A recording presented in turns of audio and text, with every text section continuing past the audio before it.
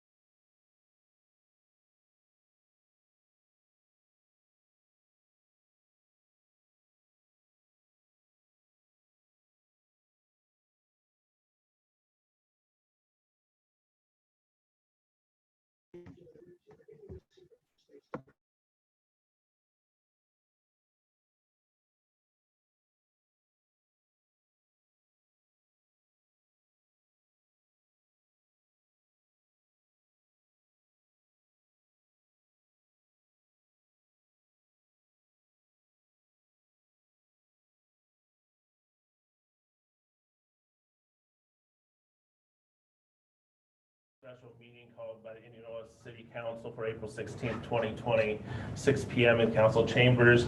Please rise and join me in the Pledge of Allegiance.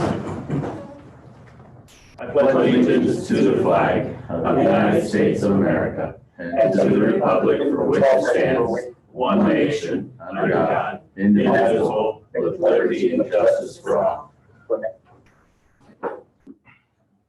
Thank you, Council. As we talked about before, we do have two persons we got just one person on telephone along with Council. So when you speak, Mr. Kling, or when you speak, Mr. Fulton, you would identify your names. I'd appreciate it. Short agenda tonight. We'll start with a roll call. Jackie. Councilmember Hewlin. Here. Parker. Present. Kling. Here. Schroeder. Present. Southall. Here. Marchant. Present. Mayor Shaw. Yes, ma'am. As always, we'll start with public comment. David, since you're here, step on up. Yes, please. If you would, please, Dave, state your name and address.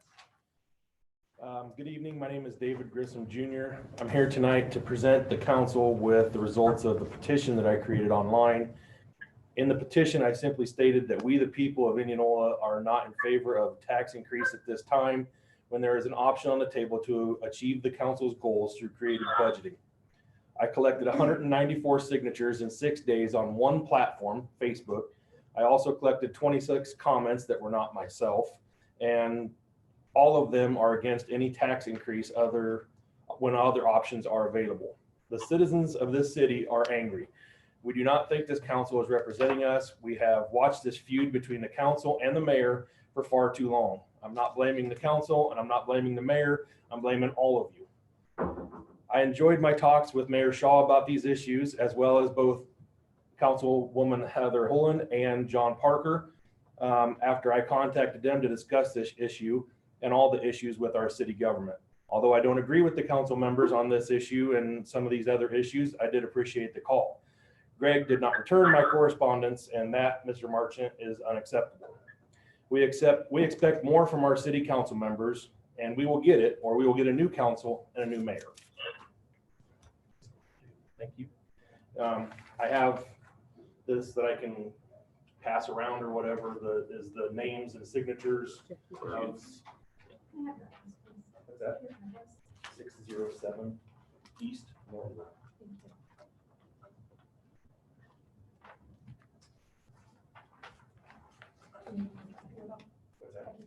Yeah. That's it. Thanks, Mr. Christian. Thank you.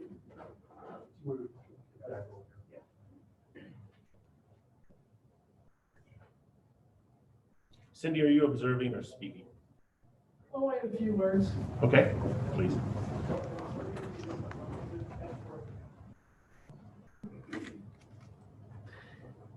Cindy Johnson at 309 North 16th Street.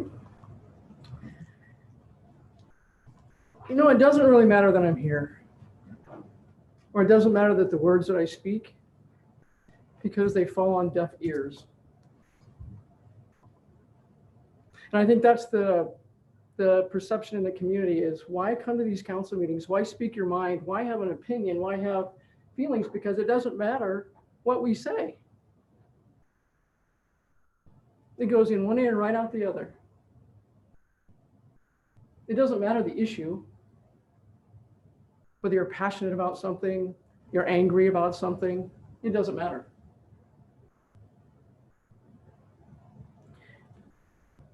I am disgusted,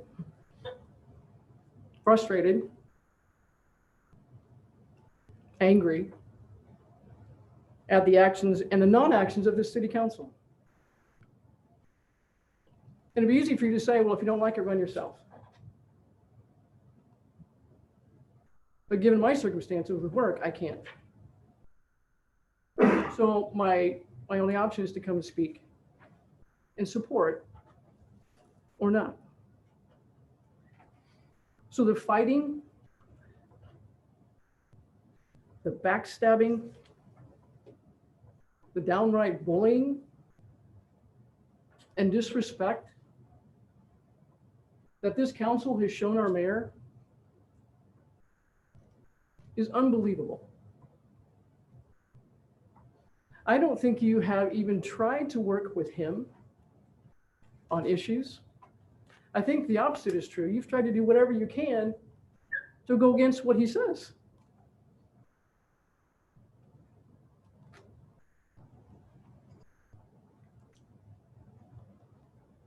So the tax issue, of course I don't want my taxes going up. But can you tell me how in the heck can 6 people on a council read the same report, read the same financials, and come up with a totally opposite opinion of the mayor in a 6-0 vote, in a 6-0 agreement? Is there not anybody on this council that has their own opinion, can speak their own mind, or do you always have to go 6-0? 6-0 to turn down 3 females for an IMU board. not 51423360. That says something. And from a small business owner's point of view, we're all suffering during this pandemic, but not all of us. Some of us are getting a free ride. Some of us don't have to pay our bills because the city council is giving them a what, $25,000 a month free ride? And how ridiculous that they owe us how much money now? I'm assuming they haven't paid rent for March or April. But yeah, we can turn around and give them $500. And this is the same Y that is projected to lose $170,000 to $190,000 this year. So add that on top, they're projected to what, $270,000 to $290,000, and we still support them? So I guess from a small business owner's point of view, what are you going to do for me? Are you going to give me a $50,000 grant? Small interest loan? Gift? So I can run my business too? So I'm here when this whole thing is over? Or the bars, the restaurants, the clothing stores, the mom and pop shops, what are you doing for them? And I guess your answer is absolutely nothing. Well, let me tell you what it looks like from my point of view.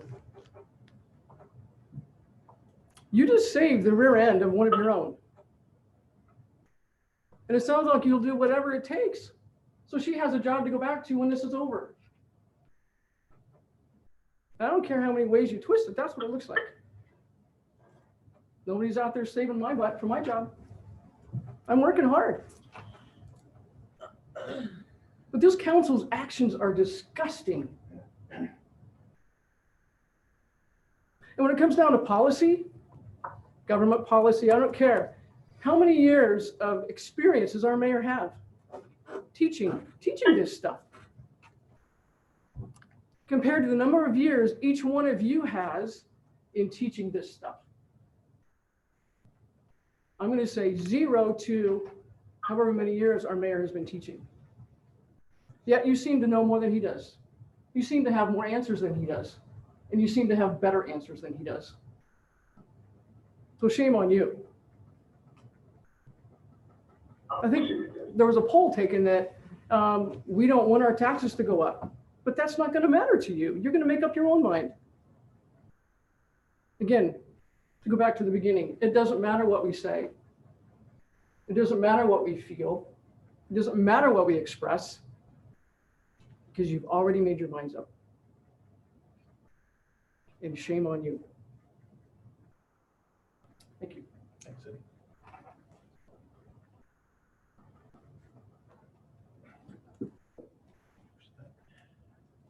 Rob, anyone else down there? No, there's a couple of people that they do not want to speak. Okay. We have 2 others. I think council received at last minute. Jackie, thank you for circulating the letter from Susan Glick. You have that in front of you. There were also letters submitted that were submitted to public record from Monty and Melissa Sones, as well as from Steve Armstrong. Let the record show that all the comments were opposed to the levy increase in that regard. So you think we're good there? Yes. Rob? Nobody else down there? Nobody else wishes. Very good.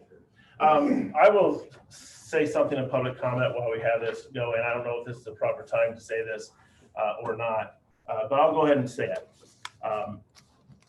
You know, John and I have had a pretty good working relationship the last few years, and Mr. Parker has said that I don't communicate. And I've been told that there are people in town that John has talked to who talked to me as well, that it is my fault in terms of lack of communication.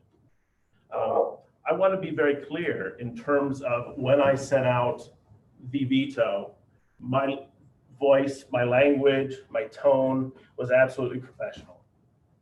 I made it very clear that I was opposed to this given the cost of COVID-19. And I also thanked those of you who were involved in the process. Today, I listened to Heather Hewlin's radio piece where she still talks about the inaccuracies of the numbers, and I would still like to know whether those inaccuracies are. I did read the letter that drew a parallel between me, maybe to use a metaphor, perhaps, with South Hall, but drew a parallel between me and a virus that is deceptive and inaccurate. I went back then and I included in my response, which again, I believe is below the level of this office, detailing what I was using, not only in terms of the numbers, but also in terms of the categories and the line items. Let me be really clear again, in the sense that every time I try to have a communication and I try to do a communication via a formal letter, I get called out as being similar to a virus. And I do take offense to that. I know that doesn't matter, again, much, that I take offense to that, but I believe that is below the pale of our elected offices. And as a result, when I responded back to being called a virus, I did not use letterhead, nor did I use my title in that regard. The fact remains, however, council, and again, as Ms. Johnson said, I'm sure that this council will not take into consideration the fact that we have well over $1 million sitting in reserve that we could use to provide tax relief to the citizens of this community. And I don't know how your vote is going to go because I'm not akin to those communications, but regardless of how we chop it up, regardless of what numbers we look at, regardless of the numbers that we try to pretend aren't there, there's over $1 million there to provide tax relief to the individuals. To allow us to maintain our 25% surplus, which absolutely I believe very strongly in, and I know that those of us who have been on council for a period of time have believed in, and we've got to that level. And if this pandemic, if this crisis that we are facing, which is as big as the 2008, and potentially as big as the Great Depression 1929, if we cannot dip into those reserves and help our taxpayers, and at the same time maintain our reserves, as the state has asked us to, I think we need to reconsider why we're sitting on this council. That's all I have to say. Thank you.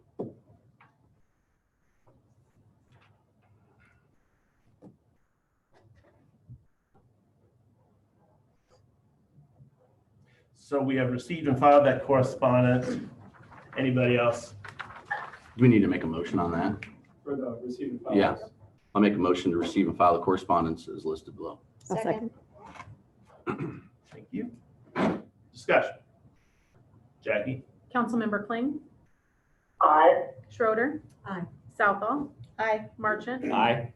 Hewlin. Aye. And Parker. Aye. Thank you. You have in front of me two items in item 5, receive and file correspondence as listed below. I believe you have my formal veto dated April 7th, 2020, as well as your response from 2 days ago, a few days ago, April 9th, 2020. We do them individually. The receive and file of the veto.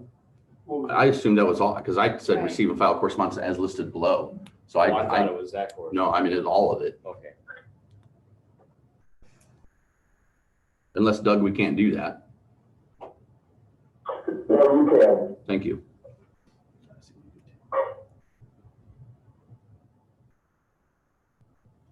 So we're at the resolution approving the, Well, I hadn't read that part yet, Mr. Parker, so. okay, all right. So I guess we probably should take another vote on it. I don't know that we need to read those. Yeah, is that correct, Doug? I mean, we can't vote on something before we read it. No, actually, I mean, as far as Mr. Councilman Parker's motion was as listed on the agenda. So if you want to clarify that, and maybe Councilman Parker can clarify and say the motion would encompass that correspondence received and also that correspondence listed in the agenda. Or you can just do another motion, it's fine. But What's your preference, John? I mean, it was all encompassing, but I mean, I guess maybe I didn't make that clear enough, so doesn't matter to me. We're fine then. Item 6 is resolution approving the proposed fiscal year 21 budget.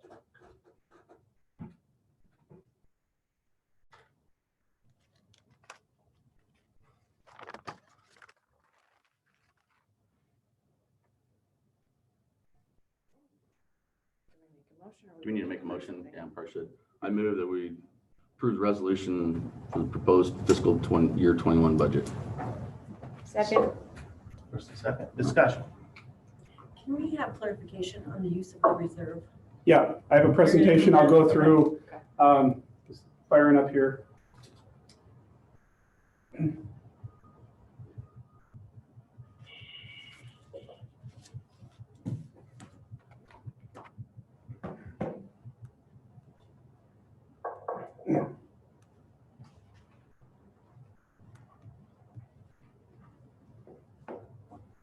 Mayor, members of council, it's good to see everybody. It's been tough being cooped up in the house and the office without seeing people. So I put together just a brief presentation focusing in on the 2 points that had been talked about just a little bit ago. As we all know, the budget process is a lengthy one. It starts in June when the council approves the budget calendar. Really this presentation has been focused in on the 2 things that was discussed in the mayor's veto and then the council's response. And that is the property tax calculation and the use of fund balance or reserves. Those are done interchangeably. And then ultimately at the end of the day, staff needs some direction regarding the municipal budget. There's been a lot of talk about the property tax rate, and just from the standpoint of when we build the budget, the process starts at 0. Mayor, I know you've talked a lot about zero-based budgeting.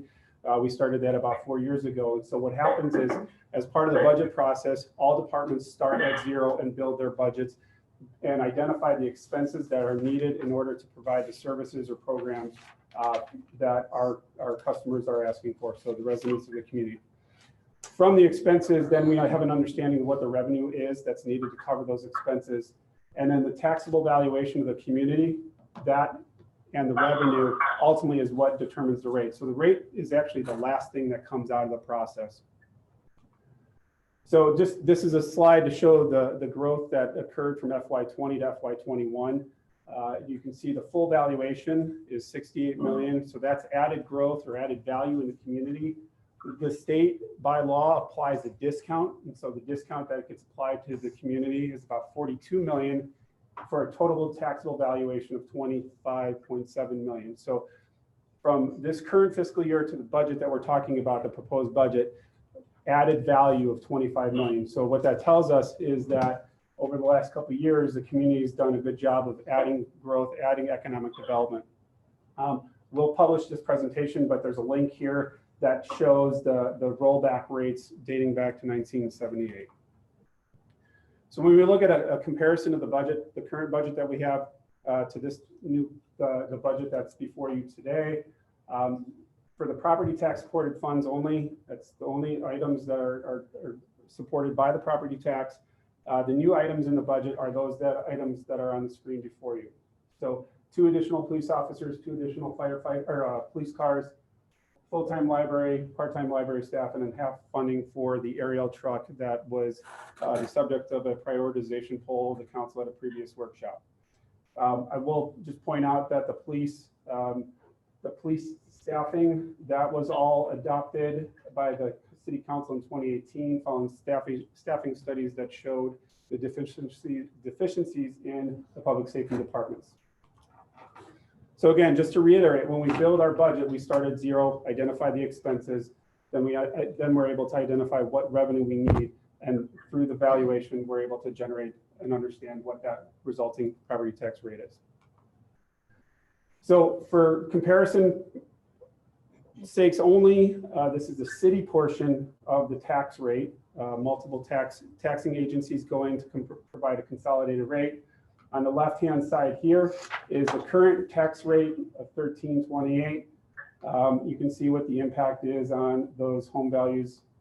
Under the proposed budget, this is the resulting impact. So The question is, how is the property tax impact less when the rate is going up? And the answer is because of the economic development growth of the community. You take that plus that state rollback, the state issued discount, that's what allows that. That's how that formula works. Okay, can you go back to that slide, the previous one that shows This one? that effectively we're talking about a decrease, right? Correct. Yeah, and I've got some In other, what? right. So I've got some other slides that will talk about that, but that's just assuming values stay the same. Right. So if your property value goes up 3%, this is what the impact is. So that rate, and again, this is city portion only. There's an increase. This is what that increase amounts to. We ran the formula based off of 8%. We know the average for the county values, property values, was up 8%. That includes Norwalk, Cumming, all the other communities. So when you look at what the effect of the city portion of that rate is, that's what the effect is. So that's just the city's portion, what happens when you add in the other entities. So we know the school district rate is that. This is the rate we're talking about here. County's rate has been established, as is this rate. These are the only rates that have not been certified yet with the county. So this is a small portion. So just adding these together, that's your consolidated rate. Again, this is the only one that we don't know yet, and the council will be making a decision here tonight about that. So when you run that comparison, on the left is the current consolidated tax rate. This is what that total rate is, and you can see the impact on those value homes. I will note that as part of this calculation, this does not include any sort of available property tax credits that the county establishes. So disabled and senior citizens, homestead, military credit. If it goes up 3%, this is the effective rate, and this is the impact again. It doesn't include any of the credits. The question, again, how does the property tax impact less when the rate's going up? And the answer is because of the growth. It's the growth that allows the other taxing agencies like the school district to drop their rate, because remember, the rate is you're identifying the value, that's the revenue that's needed, and that's a formula based off of the added value in the community, which generates the rate. So if you have more value, that's spread out over a bigger number. We did run the conservative 8%. Again, that's the county average for property values, and this is the impact. Again, doesn't include any available property tax credits. Now, the county is the one, the Warren County assessor is the one that assigns the property tax or the valuations for the communities. So what we have here is who determines the value. So it's the county assessor. What is this? How does an assessor estimate those values? All that information is at that link. How often the value is established, that's 2 years, but that's also found on the assessor's website. Available credits for homeowners that may not be taking advantage of that. And then the question is, what do you do if you feel like your property is valued too high? There's a process to appeal that decision. So the other topic that I want to address that was the subject of both letters and then even the public comment here is the city's financial policies. City only established financial policies about 4 years ago. It's a recommendation from the GFOA, or the Government Finance Officers Association. That is the gold standard. That is the best. They are the entity that establishes best practices for municipal budgeting. It's reviewed and adopted annually by the City Council as part of the budget process. Provides staff with some guideposts or targets when we're putting together the budget. So that becomes what are our reserve targets, and then also helping other different types of scenarios and different guidelines that we have when we're putting together this budget. It's also a resource for elected officials as you're making policy decisions, and this is available on the city's website. Just to be clear, this is verbatim from the policy regarding the topic of reserves or the fund balance. It does say city's goal to have an unrestricted minimum balance at the end of the fiscal year of not less than 25%. Balances may be higher if deemed prudent. This was a chart that the mayor referenced earlier. This has been the topic of discussion in the community for a week or two. These are shaded, and I want to highlight why they're shaded. Those funds in red are what we call restricted. The one down here in blue is also restricted. Restricted means that it can only be used for designated purposes. The reason the difference between red and blue, red, these funds here do not receive any property tax revenue. So MEC franchise, that's a gas franchise that's been designated by council policy for roads. The YMCA maintenance fund, that is funded by the rent payments from the YMCA and used to maintain that building. Special revenue funds for the library and parks, those are donations designated for certain things. And then these are loans for businesses. There's a number of business loans that the council recently approved to help some of the businesses do some remodeling. So the one in blue, that is a restricted fund. It's used for vehicle and equipment replacement as part of the city's budget process. This is the only line here that receives any sort of property tax revenue. I wanted to call these out because there's been a lot of discussion about the reserves and how it's calculated. The city's policy is that it's for unrestricted. So the city's goal is to have an unrestricted minimum balance of not less than 25%.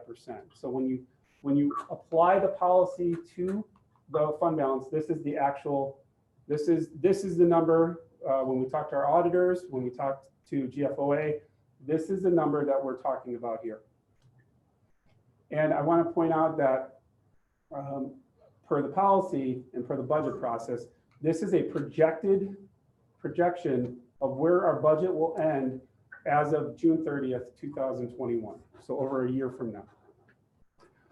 And you can see that the projected fund balance will decrease by 160,000. Now, as we all know, over the last month, things happen that we don't anticipate. So I wanted to provide a slide that showed some areas of concern that we've talked about with the council over the last couple of years that may require the use of fund balance. Obviously, COVID. Cash flow. Fund balance helps provide us with cash flow. And the primary reason for that is when property tax payments are provided, they're provided twice a year. So this helps us, having a proper fund balance helps us to make sure that we're paying our payments on time. The council over the last couple of years has been looking at our facilities. What we learned in 2018 is that this facility that we're in now has about $1.5 million of equipment that is beyond its useful life. We've seen increased maintenance costs for these, our boiler system here, as well as at the library.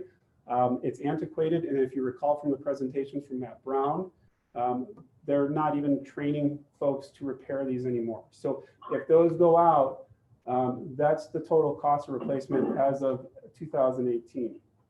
Obviously, hotel motel tax, a portion of that helps fund our Parks and Rec department with people not traveling, staying in our hotels. We're losing out on that revenue. That would be absorbed by the fund balance. Fire department, we have 3 fire trucks that are beyond 20 years old. They're extremely old, very costly to maintain, and obviously that is a core service that we need to provide. Obviously, natural disaster is a good example that for fund balance use. We had a windstorm 2 summers ago in June that it was about a little over $100,000 that went towards cleanup efforts. Other points to consider when you talk about the fund balance is a factor in determining the credit score. And if you all recall, the credit score for the city was recently upgraded. A factor in that is the city's fund balance in order to weather any sort of economic uncertainties in the future. If that fund balance drops further, you do run the risk of reducing or having your credit score downgraded. Further than the 25%, granted, right? It doesn't have to be below the 25%. They'll look at the history of that, and that does have an impact on the credit score. They take a look at the environment and other things. That is a factor. So if we do have a downgrade in our credit score, we do run the risk of having increased rates for borrowing. The last topic is using the reserves. So this is taken directly from the city's financial policies regarding use of reserves.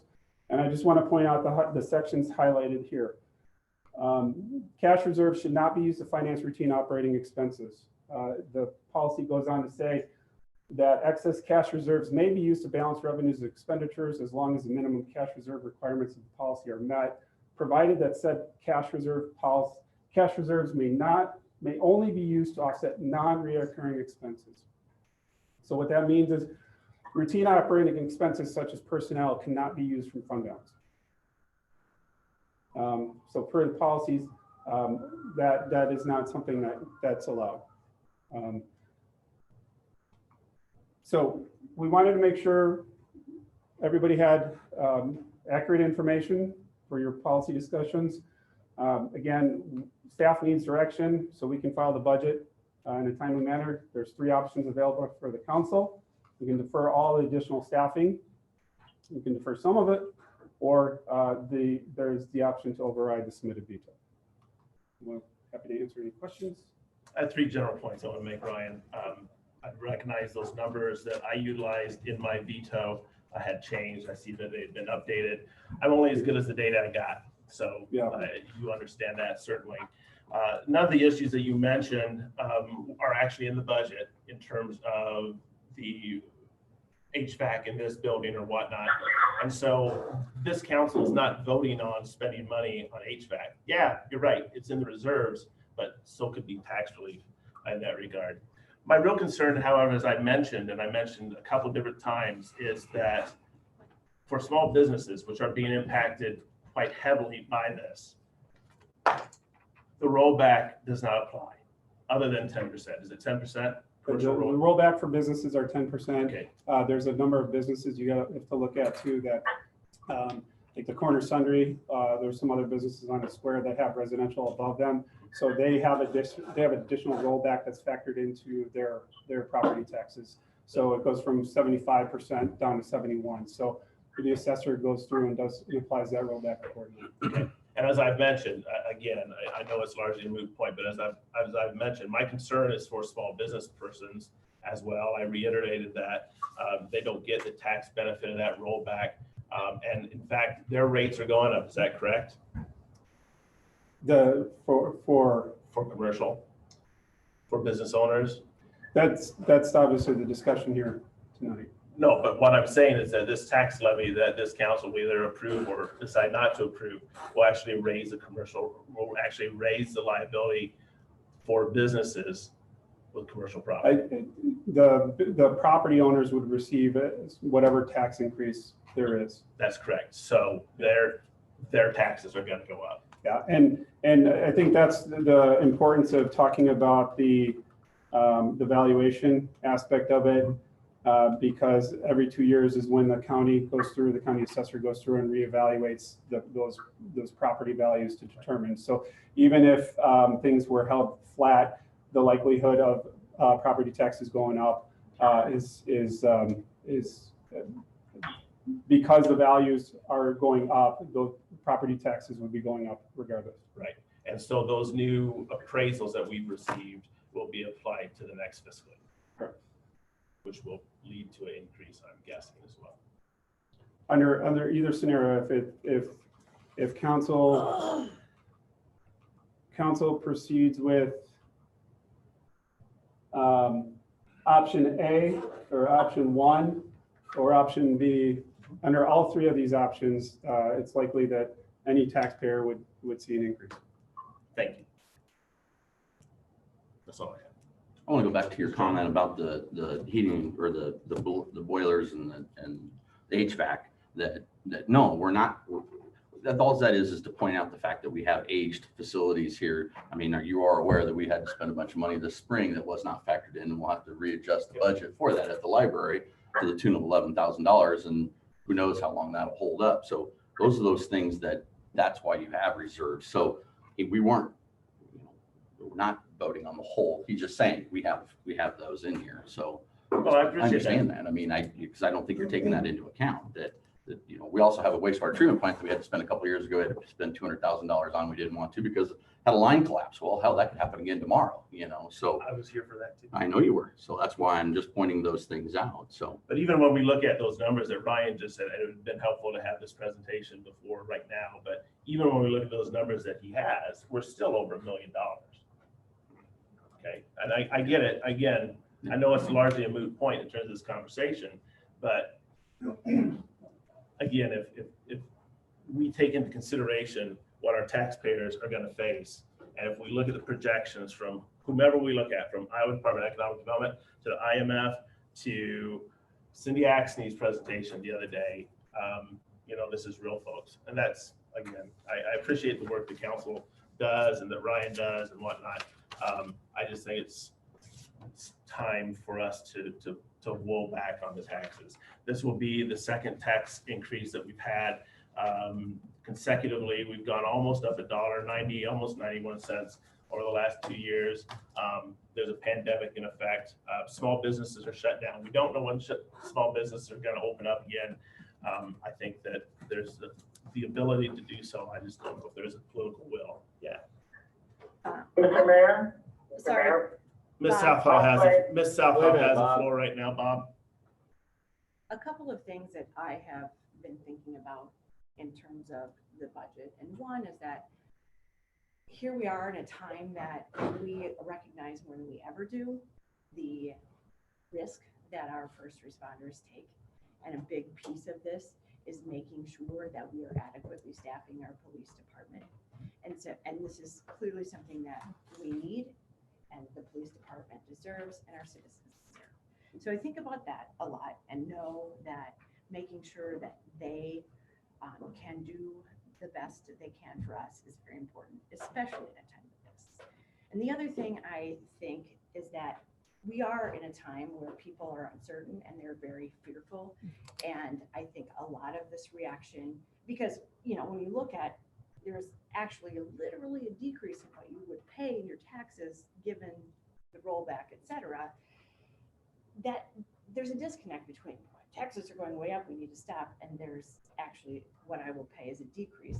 And I think looking back in the October minutes when there was a 3.9% increase in electric rates that was passed without any public comment, oral or written, by the IMU board, it was because it was a different time, because there wasn't this fearful thing. They recognized, they see a need for more revenue, and they passed almost a 4% increase in rates. And that impacts every single rate user or electric user in the city limits, not just property owners. And so when I see that there was no comment at all at that time, and there is so much turmoil now, I feel like a lot of people are very fearful, and I get it, and I am too, because everything's uncertain.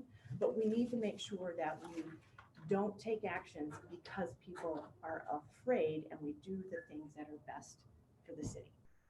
Well put. And as I mentioned, I did provide in my response to your response to me being deceptive and deceiving. I did provide a way, and it was not my suggestion to cut any of those that council wanted to do. I provided a track. I think anytime as the chief executive or anytime somebody vetoes something, they should tell why, which is by law, and then also say, here are our opportunities. All I can do, Greta, is present those opportunities to this council and to the community.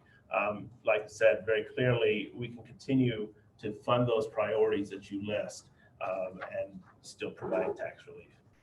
Mr. Kling? Yes, I just want to point out that public comment does not fall on deaf ears. And what does fall on deaf ears to me are Facebook comments, Facebook surveys.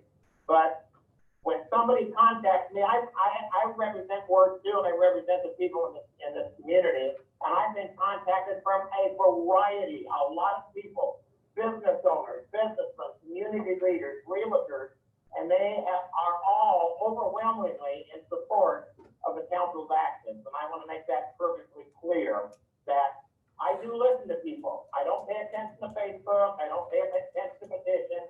My phone number is in the book. And like I said, I've received a lot of responses and from all over this town, and they are fully in support of what the community, what the council has done. I had one person tell me that we don't want to be in Ankeny or Waukee, and I agree. Not only do we not want to be, we won't want to be. But my job also on the council is to make sure we don't turn into a Mayberry. Mr. Marsh. Thank you. Thanks, Bob. Mayor, the one thing I was thinking about with the option you suggested is I think that goes against our policy. To take money out of reserves to pay for an item that we're budgeting ongoing, if I read that correctly. Is that right, Brian? Sorry. The ongoing processes like police officers and salaries and things like that, we cannot pull out of the budget or out of the reserve. The guidance from the city's, the financial policy says that's permitted or prohibited. Prohibited. But you can change those policies. Council has the ability to change any policy. What I'm saying though is that is our current policy. So to go out and say that we could do that is erroneous until such time as the council would change it. I beg to differ, Mr. Marsh. Well, It's not erroneous because council has the absolute power to change those guidelines. They do it when they suspend sign readings. They do it when they waive readings.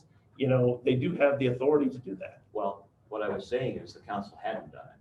It's true. So to say that we could do it, I mean, that we could make that type of change, that you could say that we could take that money out of reserves is erroneous until such time as the council would say we could do it. Well, there we go with schematics again. Mr. Well, Parker. but that was the whole reason why we put those policies in place. And you were here for that. You know, I was asking for those clear back when Eric Hansen was here. He never found the time to do that, but wanted financial policies because previous councils had done exactly what you're doing, what you're saying to do. Okay, yes, we have a pandemic here. Hopefully it's a one-time thing, but you start changing policies for things, it just gets easier and easier, and then the policies don't mean anything. That was my goal when we got these financial policies was, while we can't tie the hands of future councils, what we can do is make it much more difficult for them to do things like that shouldn't be done because financially it's not prudent, and you're going to end up back where we were, spending down reserves, lowering taxes, which is great, but yet you weren't making any cuts anywhere else. Next thing you know, we're putting ambulances on a 15-year bond that we can't have. We don't even have the ambulance after 4 years because it's worn out, but yet it's still tied into that damn bond. And I'm not going to go back to those days. Again, yes, things are tough right now. I don't know that I'm more bullish than I am bearish on it. And I'm reading the things, I'm paying attention to things. I'm also out talking to a lot of customers that I have. I was at 3 of them today, and all of them are all they're doing is just waiting for that time because they've got all their employees are still rolling and they're ready to get out there and get doing more things. So, you know, I think it's just a matter of some things start falling into place here with some medicines and some of those things. I think you're going to see a turn back, and we cannot just stop the city from moving forward. I mean, if what you're saying is true and the picture you were painting there, then we should just shut the whole damn thing down and just wait. We'll see what happens. And that's not what leaders do. Leaders sometimes have to make tough decisions and move forward. And that's what we're doing here. Absolutely. And I take into account what you said. You know, I appreciated what you said, took it into account. I disagree with it. Plain and simple. You don't have to, just because someone disagrees doesn't mean that, you know, I don't have to rubber stamp everything that you say. You don't have to appreciate everything I say. That's part of it. I agree with you, John. You know, yeah, I absolutely agree with you. And I think, you know, that I would, if I have one accomplishment as mayor in the last 6 years, it's changing the financials in the city and getting us to a point where we do have these reserves and we do have the positive credit ratings. And you've been by my side throughout that exact same time. So I applaud that. I'm not saying, whoa. I've said in my memos, I'm not saying, whoa, we can still do these things. I'm not saying the city needs to stop. The city needs to reduce people. You know, I went back and I listened to your candidate forum back in October. Yep. And you said, no, I don't think we're going to see an increase. But if we do, I watched the budget really, really closely. And I do. Yep. And you also mentioned the fact that when we were in a world of hurt, we cut $700,000 from the budget. Yep. And we haven't gotten anywhere near close to where we were staffing wise. That's fine. So I want a list tomorrow from you of all the staff that you would cut that you deem non-essential. I have not said there's any non-essential staff. And in fact, my memos say that we can still. Well, that's where you hire- were just going to. No. You just mentioned it. You just mentioned we need to reduce some people. No, sir, I did not say that. I'm pretty sure you We said can go that. back and watch it. I Yeah, did we not will. say We that. will. You're darn right. I did will. not say that. I believe you just said we need to reduce. No, I did not. Okay, And we'll go back and Yeah. then I will send it to you when it's posted that's fine. and show you that I never said that. Okay. What I did say is that when we went through this previously and when we righted this ship, John, financially, everything was on the table. And what I say right here in the memo, and it's black and white. If you want me to read it to you, I'll read it to you. But, Got it in front of me. okay. So just for the record, item 1 in my response, we can provide citizens tax relief without reaching the 25% reserve level for a period of 5 or 12 years with no change in spending. These are the projections assume no growth in the tax base, so the actual term could be much longer. Let me finish as well, which says, I am not suggesting changing any, and I'm sorry, I used all caps there, I should be yelling at council, spending in the budget, despite council's rhetoric in the response to my veto. And I can cite the rhetoric where you say, I am, to Ms. Southall's point, trying to say that we don't need to do these things. The same number of police officers would be added and the same number of library staff would be added. Budget spending would be the same. I am not proposing changing any part of the budget spending for this year to suggest otherwise is contrary to my point. Nowhere do I say, and nowhere did I say just now, that I believe we need to lay people off. I don't think that's the case. Mr. Waller has worked very hard to build up the number of people here, and I know that our services are better than they have been in the past. What I did say is that you said during the election back in October that A, you didn't think the taxes were going to go up. I understand those situations change. And B, you mentioned, and this is where I said, you mentioned that we cut spending $700,000 and we had to lay off people. And you and I both know both of those are accurate. I'm not contesting that. Right. All right. Yeah. Were you here then? I don't think you were here yet, were you? When we did that? I think that all happened before you. We started in 2013. Yeah, that's what I thought. I just wanted to interject and say, I echo a lot of the thoughts that Greta had shared. I'm committed to the public safety that was identified, that it's been neglected for a long time. And I think that's essential, especially right now, and given, what we're experiencing right now, I think it's really, really important to stay committed to that. I agree. I'd like to add some things too. Yes, please. I don't teach. I would never claim to know what you know about policy. I don't have the history. I don't have all the experience that the rest of you at this table do, but I do have other pertinent experiences. And I would echo what has been said. Greta, we don't, as leaders, want to react in fear. I've been in, none of us have been through a pandemic before, but probably all of us have been in fearful situations in our life, whether it's a downturn in the economy with our business, whether it's a loss of a job, whatever it is. I've been through several. My husband and I have been through several times. So I'm not comparing them to a pandemic, but I can tell you from my experience that you don't want to react in fear and you don't want to incite fear. You need to be strong. We need to be strong. And I want people to know I've taken enough jabs from the public about not listening and always being on the same page. I do listen. I may not agree, as John said earlier, I don't agree with some of the things that the people are constantly saying. You don't listen, you don't listen, you don't listen. I do listen, but I don't agree. And I'm not going to be beaten up about that anymore. And I'm not going to be bullied anymore. I'm tired of being bullied. I'm tired of having public accusations, and I just got here. So for those of you who have been taking this for years and years, I applaud you. You're stronger than I am.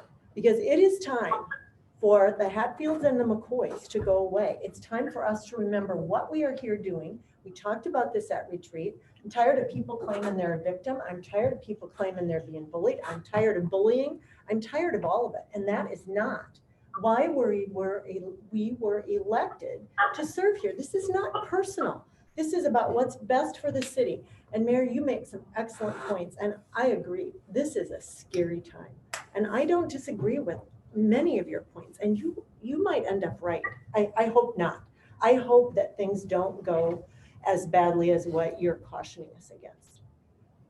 But I too am in the business world, and I too am like John, talking to customers and talking to farmers and talking to business owners here in town and other retirees and a variety of people. I'm hearing the same things that others are saying.